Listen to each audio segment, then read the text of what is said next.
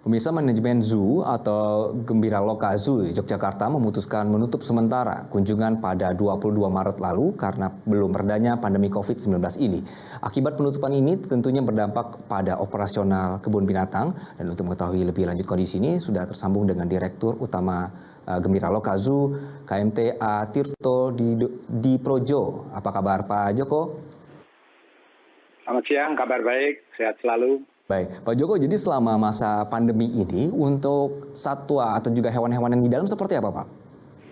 Ya, hewan-hewan otomatis seperti biasa. Mereka tetap di dalam sangkarnya, kemudian mereka juga diberikan untuk makan sebagaimana layaknya, kemudian juga dicek kesehatannya.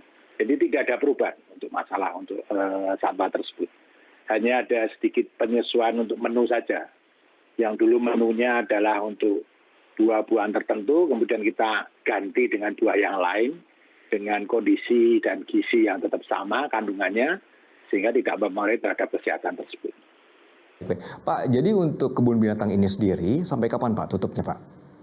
Kami belum tahu, jadi kami masih menunggu terhadap kebijakan dari pemerintah maupun pemerintah pusat maupun pemerintah daerah di dalam hal ini, karena kami tetap mengacu kepada keputusan-keputusan dari pemerintah pusat dan daerah, termasuk ada PNBP, kemudian ada PSBB di daerah-daerah tertentu, kemudian juga peraturan Permenhub yang melarang mudik, kemudian juga acara tradisi yang ada di Yogyakarta Ngabekten atau Grebek Sawal ini juga ditiadakan pada saat Lebaran nanti. Dan kami juga memantau dari grafik perkembangan dari COVID-19 ini masih menunjukkan hal-hal yang nantinya akan menjadikan kebijakan kami untuk membuka kembali. Baik, Pak Joko, jika kebun binatang ini tutuplah ya pada saat ini, bagaimana untuk operasionalnya, Pak? Bagaimana tetap berjalan saat ini, Pak? Ya, jadi kami ini masih menggunakan dana cadangan perusahaan. Jadi setiap perusahaan masih mempunyai dana cadangan tersebut. Karena puji Tuhan bahwa kami juga tertempa dengan kegiatan seperti hal ini, karena pernah terjadi ada flu burung tahun 2003, kemudian ada kenaikan BBM, inflasi, kemudian ada gempa bumi tahun 2006, kemudian ada erupsi Merapi, lahar dingin yang menempa kita di daerah kita Yogyakarta ini. Sehingga kami membuat cadangan itu semangat lebih untuk memantapkan, karena kami percaya bahwa musibah itu datangnya akan tiba-tiba, tidak akan dengan prediksi. Sehingga kami mencoba untuk bertahan, sehingga nanti pada bulan Agustus atau sampai dengan bulan Desember kami juga akan mampu untuk membiayai masalah pakan yang satwa ini dengan segala strategi yang ada. Baik.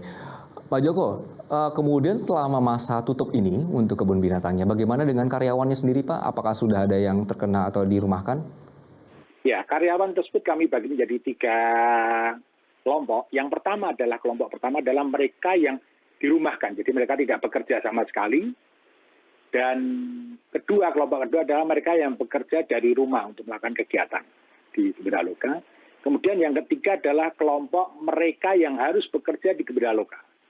Karena apapun juga satwa tersebut harus dipelihara, harus diberikan ada kesehatan, kebersihan dan lain sebagainya. Untuk kelompok A tetap kami mengadakan untuk mereka diberikan gaji senilai 40% dari yang mereka terima setiap bulannya. Kemudian yang bekerja dari rumah dapat 50%.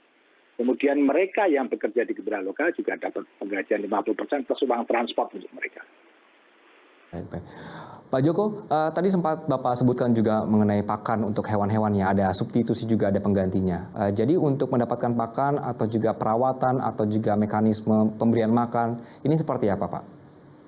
Ya, mekanisme pemberian makan tetap sama saja. Jadi kami memberi makan, kebiasaan kami adalah tidak serta-merta harus mereka langsung kami berikan secara langsung pada seketika, tapi kami berikan sehari bisa ada yang 2 kali, ada yang 3 kali, untuk membiasakan mereka. Jadi mereka untuk makan, setelah mereka habis kami berikan lagi makanan tersebut.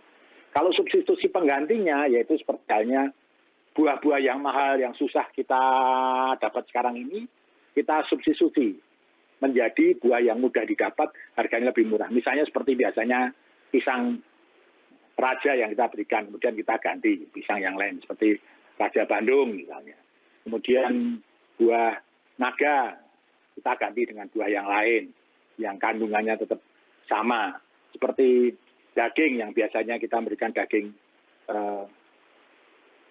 sapi atau daging kerbau yang kita berikan, kita ganti kita tambahkan daging ayam misalnya. Nah, seperti itulah yang untuk menghemat kita, semakin hidup kita semakin lebih panjang. Baik. Pak Joko, pertanyaan terakhir saya, jadi untuk kebun binatang sendiri pada saat ini apa yang paling dibutuhkan, Pak? Mungkin dari yang sedang nonton ini bisa memberikan bantuan, Pak? Iya, jadi kami minta, ada beberapa masyarakat yang sudah peduli dan kami mengucapkan terima kasih, termasuk dari Fakultas Kedokteran Hewan UGM yang telah memberikan mereka makan kepada kami, makan untuk satwa, yaitu berupa tikus putih yang biasanya untuk penelitian para mahasiswa, karena mahasiswa sekarang tidak melakukan penelitian, kita diberikan pada kita. Kemudian juga ada produk-produk mereka seperti lele, beku yang biasanya mereka jual, mereka berikan pada gembira luka. Termasuk dari sumbangan masyarakat juga ada, partisipasi masyarakat. Kemudian kita juga melakukan kerjasama dengan beberapa supermarket yang mereka mungkin ada waktu yang standarnya mereka sudah tidak memenuhi standar bagi manusia, tapi mungkin masih standar bagi kita yang diberikan makan kepada satwa, kita bisa berikan makan kepada satwa.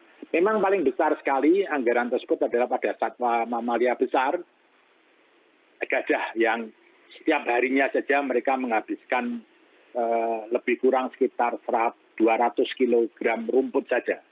Itu per ekornya 200 kilo. Itu paling besar yang untuk kita. Kemudian makan untuk binatang karnivora juga cukup besar. Rata-rata mereka kita kasih makan antara 4 sampai 5 kilo setiap harinya. Dan puasa seminggu sekali. Dan makanan variasinya 1 kali yang diberikan. Dan rata-rata mereka untuk 1 ekor gajah saja sudah menghabiskan lebih kurang sekitar 8 juta rupiah per ekornya per bulan.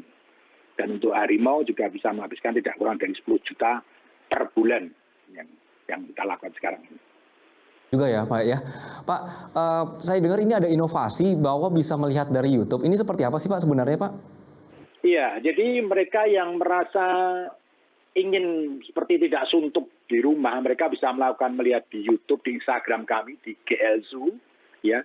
Termasuk besok hari Sabtu juga mereka bisa melihat di Instagram Live anak gajah kita yang bermain-main dengan lumpur, dengan induknya kita bisa melihat. Jadi masyarakat bisa disuguhkan.